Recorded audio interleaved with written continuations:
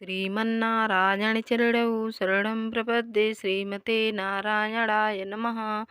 राधे राधे, जय श्री कृष्णा मित्रों। आप सभी लोग कैसे हैं? आशा करती हूँ हमारे लड्डू गोपाल जी के कृपा से आप सभी लोग स्वस्थ होंगे, मस्त होंगे। और आज मैं आप सभी को अजय एकादशी का ये व्रत विधि दिखा रही हूँ, कैसे पूजा करना चाहिए, कैसे व्रत नियम का पालन करना चाहिए। तो आज मैं यही बताऊँगी। और ये हमें अजय एकादशी हमें कब करना है, 2024 में 21 तारीख को पड़ रहा है। आज मैं आप सभी को यही बताऊँगी। तो आप सभी को सबसे पहले अजय एकादशी की ढेरों सारी शुभकामनाएँ।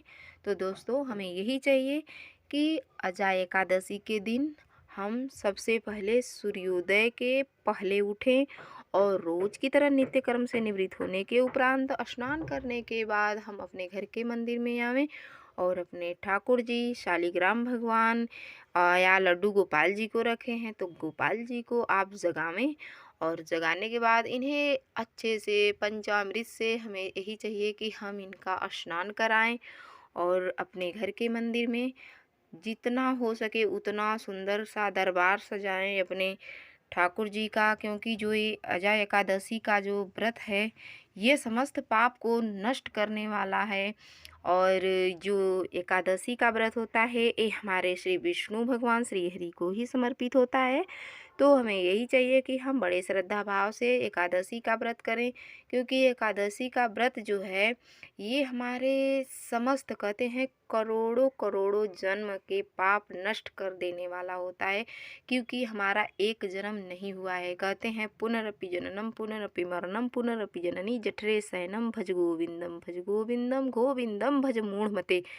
हे मूढ़ मन, अगर भगवान को इस जन्म में नहीं भजा तो किस जन्म में भजेगा। तो इसलिए हम अपने पति के लिए, बच्चों के लिए हम व्रत रखते हैं, अपने लिए व्रत रखते हैं, अपने लिए सत्कर्म करते हैं और अपने समस्त परिवार के लिए। तो क्यों नहीं, एकादशी का जो व्रत होता है ये भगवान के चरणों में ही समर्पित होता है, भगवान के ही लिए होता है। तो हमें यही चाहिए कि हम एकादशी का भी व्रत करें और भगवान के लिए सच्चे मन से, कहते हैं ना कि सच्चे हृदय से राम का सुमिरन किया करो। हमें यही चाहिए, सच्चे हृदय। सच्चा हृदय कब होगा? जब हमारे अंदर की समस्त बुराई हट जाएगी। तो ऐसे ही हमें पूजा पाठ करना चाहिए। तो हम ठाकुर जी को पंचामृत से स्नान करा लिए हैं और पंचामृत से स्नान कराने के बाद ये देखिए इनके सिंहासन पे विराजमान करा दिए हैं। और जितना हो सके आपसे इनका सुंदर सा श्रृंगार करें, कानों में, गले में, हाथ के कड़े, बांसुरी इनको ज़रूर थमावें। और अजय एकादशी के दिन अपने भगवान जी के लिए कोई भी मिष्ठान आप अपने हाथ से बनाएं। तो हमने अपने लड्डू गोपाल जी के लिए हलवा बनाए हुए हैं। और इस बात का हमें ध्यान देना चाहिए कि हम अपने लड्डू गोपाल जी के लिए ये कोई भी सीजनी फल भगवान जी को भोग में लगावें, भगवान जी को अपने हाथों से पवावें। लेकिन केला का फल ज़रूर हमें एकादशी के व्रत में भोग लगाना चाहिए। एकादशी का फल जो होता है ये बहुत ही कल्याणकारी फल होता है। तो इसलिए एकादशी का जो फल है व्रत का, ये कहते हैं कि जिसको जो चाहिए वो मिल जाता है। लेकिन अगर मान लीजिए किसी को कुछ भी नहीं चाहिए तो उसकी सदगति हो जाती है मरने के बाद।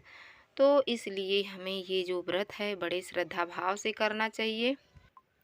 और एक चीज़ का विशेष ध्यान देना चाहिए कि हम जो भी कोई भोग लगावें तो भोग में तुलसी पत्र का होना ज़रूरी है। क्योंकि बिना तुलसी पत्र के हमारे श्री हरि विष्णु भगवान जी, लड्डू गोपाल जी हमारे भोग स्वीकार नहीं करते। कोशिश ये करें कि तुलसी पत्ता तो हम भगवान जी को भोग लगाते ही हैं, कोशिश ये रहे कि हम अपने आप को समर्पण के भाव से, मन के भाव से ये सोचें कि हम ही तुलसी के पत्र हैं और भगवान के चरणों में हम चढ़ जाएं स्वयं को। कहते हैं ना मानसिक पूजा, एक होता है शारीरिक पूजा जिसे हम देखते हैं, और एक होता है मानसिक पूजा जो हम मन से सोचते हैं और मन से करते हैं। तो हमें कहते हैं मन का जो पूजा होता है मन से, मानसिक पूजा सर्वश्रेष्ठ माना गया है। तो हमें यही चाहिए कि हम स्वयं अपने आप को तुलसी पत्र बना करके श्री हरि विष्णु भगवान जी के चरणों में हम खुद चढ़ जावें। तो भगवान जी को समर्पण भाव ही अच्छा लगता है, और भगवान जी को प्रेम कहते हैं कि मिलहि न रघुपति बिनु अनुरागा। प्रेम के बिना तो सब कुछ बेकार है। प्रेम अगर आपको किसी से न मिले तो आप उसके घर भी न जावें। तो प्रेम एक छोटे से बच्चे को भी चाहिए। बिल्कुल हमारे लड्डू गोपाल जी बाल स्वरूप हैं श्री कृष्ण भगवान जी के, तो इन्हें भी प्रेम ही चाहिए, प्रेम की ही ज़रूरत है। एकादशी के दिन अपने लड्डू गोपाल जी की खूब सुंदर से सुंदर श्रृंगार करना चाहिए, और इनके चरणामृत जो अमृत होता है अवश्य पान करना चाहिए। कहते हैं चरणामृत का जो भी व्यक्ति पान करता है उसकी कभी अकाल मृत्यु नहीं होती। तो इस बात का हमें ध्यान रखना चाहिए, और एकादशी के दिन आरती हमें ज़रूर करना चाहिए। हम लड्डू गोपाल जी की आरती कर सकते हैं, ओम जय जगदीश हरे की आरती कर सकते हैं। तो हमें यही चाहिए कि हम जितना हो सके उतना खूब सुंदर भाव से हम भगवान जी का मनन चिंतन करें। दोस्तों, हम आप सभी को बिल्कुल सहज और सरल पूजा विधि करके दिखाए हैं। कहते हैं कि जितना ही आपके समर्थता में हो, आप अपने समर्थता के अनुसार ही भगवान जी के समक्ष हाजिर रहें। भगवान उतने ही में ही संतुष्ट हो जाते हैं। भक्त के भाव ही भगवान बस देखते हैं कि कितना भाव है। अगर आप 56 भोग लेकर उपस्थित हो और मन में कोई भाव ही न हो, प्रेम ही न हो, तो हमारे भगवान को 56 भोग नहीं पसंद है। भगवान तो 56 भोग भी त्याग देते हैं बिना प्रेम के।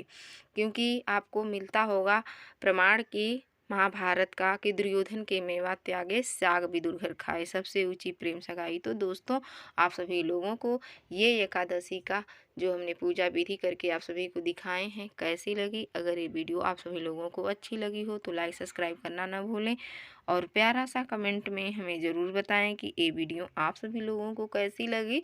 राधे राधे, जय श्री कृष्ण।